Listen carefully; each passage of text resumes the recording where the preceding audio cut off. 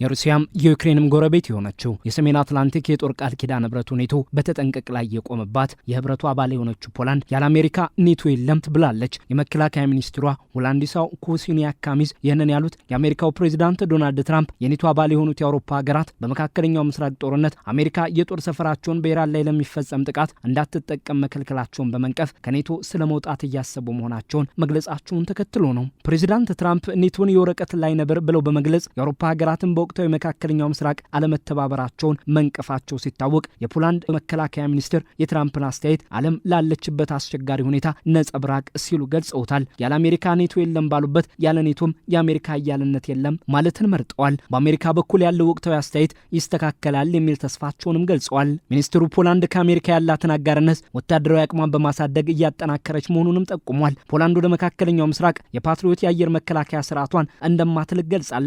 ሚኒስትሩም ይህንኑ በድጋሚ አረጋግጧል። በእርግጥ ይሄው የፖላንድ አቋም የተሰማው አሜሪካ የፖላንድን የፓትሪዮት የአየር መከላከያ ስርዓቶችን በመካከለኛው ምስራቅ ለመጠቀም ፍላጎት እንዳላት ዘገባዎች መውጣታቸውን ተከትሎ ነው። የአሜሪካን የጦር ሰፈሮች የሚያስተናግዱ የመካከለኛው ምስራቅ ሀገራት ደግሞ የኢራን የጥቃት ኢላማ በመሆናቸው ለዚሁ እንደ መነሻ ተወስዷል። የፓትሪዮት የአየር መከላከያ ስርዓቶቿን ወደ ሀገራቱ አልክም ያለችው ፖላንድ ጠቅላይ ሚኒስትር ዶናልድ ተስክ በወቅታዊ ጦርነት ሀገራቸው እንደማትሳተፍ በተደጋጋሚ ገልጸዋል። ሆኖም አሜሪካን በዚህ ወቅት ልንደግፋት ይገባል የሚሉ የሀገሪቱ ተንታኞች አሁን ካልደገፍናት ኋላ የአሜሪካን ድጋፍ መጠበቅ አስቸጋሪ ነው ባይ ናቸው። የመከላከያ ሚኒስትሩ ራሳችንን ካልተከላከልን ማንም ሊከላከልልን አይችልም ሲሉ ፖላንድና ሌሎች የአውሮፓ ሀገራት ከአሜሪካ ጥገኝነት ወጥተው ራሳቸውን በመከላከያው ዘርፍ መቻል እንዳለባቸው ጠቆም አድርገዋል። በመካከለኛው ምስራቅ በአሜሪካ እስራኤልና ኢራን መካከል የተጀመረው ጦርነት ሁለተኛ ወሩ እየተቆጠረ መሆኑ ሲታወቅ የአውሮፓ ሀገራት አሜሪካ የጦር ሰፈሮቻቸውን እንዳትጠቀም ከከለከሉ የአውሮፓ ሀገራት መካከል ስፔንና ጣሊያን ዋነኞች ሆነዋል። ጣሊያን በቅርቡ አሜሪካ በሲሲሊ የጦር ሰፈር የጦር አውሮፕላኗን እንዳታሳርፍ ስትከለክል ስፔን የመካከለኛው ምስራቅ ጦርነት ጋር በተያያዘ የጦር ሰፈሮቿ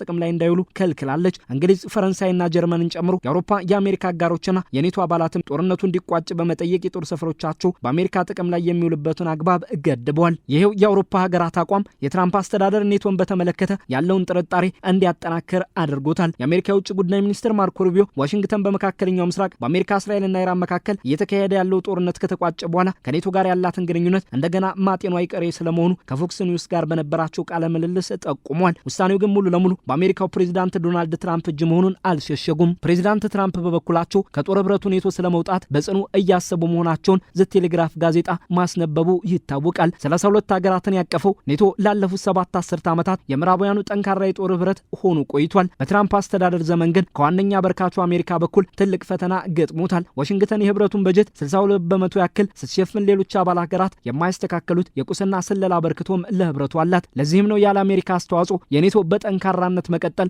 በጥርጣሬ የሚታየው። ትራምፕ በመጀመሪያው ስልጣን ዘመናቸውም ጭምር ኔቶ ለአሜሪካ ከጥቅሙ ይልቅ ጫናው የበለጠ መሆኑን በመግለጽ ሲታወቁ አባል ሀገራቱ ከአጠቃላይ የሀገር ውስጥ ምርታቸው 5 በመቶ ያክል የመከላከያ በጀታቸውን እንዲያደርጉ ጫና ቢያሳድሩም እስካሁንም ከአሜሪካ የሚስተካከል አበርክቶ በኔቶ ውስጥ የላቸውም። ፕሬዚዳንት ዶናልድ ትራምፕ ከሌላኛዋ የኔቶ አባል ሀገር ዴንማርክ ስር የምትገኘዋን ግሪንላንድን ለአሜሪካ ብሔራዊ ደህንነት ታስፈልጋለች በሚል በዋሽንግተን ስር እንድትጠቃለል ፍላጎታቸውን ማንጸባረቃቸው ከኔቶ አባል ሀገራቱ አውሮፓውያን ተቃውሞ እንዲገጥማቸውና የስለላ መረጃዎችን ጭምር ለአሜሪካ ከማቅረብ እንዲቆጠሩ ያደረገ ክስተት መሆኑ ይታወሳል። ኔቶ ከተመሰረተበት ዋነኛ መርሆች አንዱ አንቀጽ 5 ባንዳቸው ላይ የተፈጸመ ጥቃትን በሌላኛቸው ላይ እንደተፈጸመ ቆጥሮ ምላሽ መስጠትን የሚደነግግ ሲሆን በትራምፕ አስተዳደር ዘመን የዚህ አንቀጽ ተፈጻሚነት አጠራጣሪ ሆኗል። ፕሬዚዳንቱ በዚህ አንቀጽ መሰረት አውሮፓውያን አሜሪካን በመካከለኛው ምስራቅ ጦርነት ላይ ኢራንን በማጥቃቱና የሆርሙዝ የባህር ሰርጥን በማስከፈቱ ረገድ እንዲያግዙ ቢሹም አልሆነላቸውም። አውሮፓውያኑ ይህ አንቀጽ መከላከልን እንጂ ማጥቃትን ማገዝን የሚመለከት አይደለም የሚል አመክንዮን እያቀረቡ መሆናቸውን ተንታኞች እየጠቆሙ ነው። አውሮፓውያኑ የኔቶ አባል ሀገራት በጎርጎሮሳውያኑ 2011 አሜሪካ ላይ ለተፈጸመው የ911 ጥቃት እገዛ በማድረግ ለኔቶ አንቀጽ 5 ያላቸውን ተገዥነት መግለጻቸው ይታወቃል። ይህ ክስተት መርሁ ተግባራዊ የሆነበት ብቸኛው ሁነት ተደርጎ ይወሰዳል። ጥቃቱን ተከትሎ በተደረገው የአፍጋኒስታን ዘመቻ ሁሉም አባላት ጦራቸውን ከዋሽንግተን ጎን አሰልፈው መላካቸው ይታወሳል። በአሜሪካ ዋነኛ መሪነት ስር ያለው ኔቶ በዩጎስላቪያ፣ ቦስኒያ፣ ኮሶቮና ሊቢያ ባደረጋቸው ዘመቻዎች አባል ሀገራቱ ጦራቸውን ከአሜሪካ ጎን በማሰለፍ በመላክ ትብብራቸውን አሳይተዋል። ሆኖም በመካከለኛው ምስራቅ በአሜሪካ እስራኤልና ኢራን መካከል እየተካሄደ ባለው ጦርነት ራሳቸውን ማሸሸን መርጧል። አሜሪካ ለኔቶ ሰፊ አበርክቶ በማድረግ ለአውሮፓ ሀገራቱ በኒውክሌር የጦር መሳሪያዎቿ ጭምር የመከላከያ ዋስትናነቷን ስታንጸባርቅ የቆየች ሲሆን በሀገራቱ ያሉትን የጦር ሰፈሮች ደግሞ ኃይሏን በቀላሉ ወደ ሌሎች ቀጠናዎች ማንቀሳቀስ የምትችልባቸው ስልታዊ ስፍራዎች አድርጋ ስታያቸው ቆይታለች። ወቅታዊ መካከለኛው ምስራቅ ጦርነት ግን አሜሪካ ይህንን ጥቅም እንድታገኝ የሀገራቱ ፖለቲካዊ ፈቃደኝነት አስፈላጊ መሆኑን ገልጧል። ፕሬዚዳንት ትራምፕም የወረቀት ላይ ነብር ሲሉ ኔቶን ገልጸውታል። ምንም እንኳን ፕሬዚዳንት ዶናልድ ትራምፕ ከህብረቱ መውጣትን እያሰቡበት መሆኑን ቢገልጹም አሜሪካን በቀላሉ ከህብረቱ የማውጣታቸው ነገር አጣብቂኝ ውስጥ ገብቷል። በዋሽንግተን በ24 በጸደቀው ህግ መሰረት 2/3 የሴኔት አባላት እስካልተስማሙበት ወይም ኮንግረሱ እስካልወሰነ ድረስ የአሜሪካ ፕሬዚዳንት በብቸኝነት ዋሽንግተንን ከኔቶ እንዳያስወጣ ይከለክላል። ሆኖም ትራምፕ ሁሉንም የአሜሪካ ወታደሮችን ከአውሮፓ ሀገራቱ ማስወጣት ይችላሉ።